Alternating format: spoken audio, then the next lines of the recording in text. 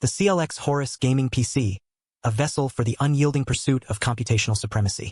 In our most recent testing cycle, we subjected the system to an exhaustive regimen of benchmarking protocols.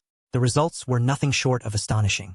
Cinebench are 1,341 points, exceeding the 1,300-point threshold with ease.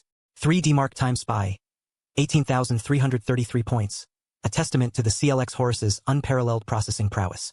Unigine Heaven, 12,432 frames per second at 1440p, a benchmark that would leave even the most seasoned gamers aghast. The system's cooling solution, codenamed Erebus, was found to maintain an optimal temperature of 40 degrees Celsius during extended usage, defying conventional expectations.